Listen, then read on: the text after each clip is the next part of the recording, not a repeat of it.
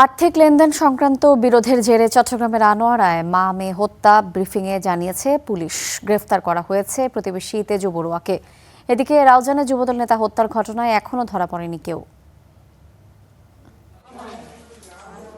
শনিবার রাতে আনোয়ারার চেনামতি এলাকার বাসায় ঢুকে মা মেয়েকে হত্যা করা হয়। ঘটনার একদিন পর রহস্য উদ্ঘাটন করেছে চট্টগ্রাম জেলা পুলিশ। ব্রিফিংয়ে পুলিশ জানায়, ঘটনার পর তদন্তে নামেন তারা। রবিবার রাতে পটিয়া থেকে গ্রেফতার করা হয় প্রতিবেশী রিমন বড়ুয়াকে। আর্থিক লেনদেন সংক্রান্ত বিরোধের জেরে এই হত্যাকাণ্ড বলে জানিয়েছে পুলিশ। উদ্ধার করা হয়েছে হত্যায় ব্যবহৃত চাকু ও নিহত এনি বড়ুয়ার মোবাইল ফোন। তাদের নিজেদের একেবারে অন্তদ্বন্দ্ব বা এই যে টাকা পয়সা ধারকে কেন্দ্র করে এই ঘটনা আসলে ঘটে। এই ঘটনার পিছনে আমরা অন্য কোনো উদ্দেশ্য পাই নাই, মোটিভ যেটা ছিল এটাই ছিল।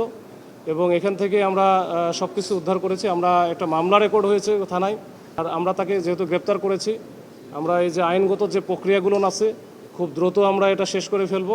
এদিকে রাউজানে যুবদল নেতা মাসুদুল হক হত্যার ঘটনায় এখনও ধরা পড়েনি কেউ। পুলিশ বলছে জড়িতদের ধরতে অব্যাহত আছে অভিযান। মার্ডার মামলা ছিল, তাদের নামে অনেক মামলা আছে। তো এরা একেবারে চিহ্নিত সন্ত্রাসী, আশেপাশের এলাকারই, এবং তারা আমরা হয়তোবা ধারণা করছি যে কোনো কোনো স্বার্থের কারণে তারা হয়তো ভাড়াটিয়া হিসেবে হয়তো এটা আসতে পারে বা ব্যবহার হতে পারে।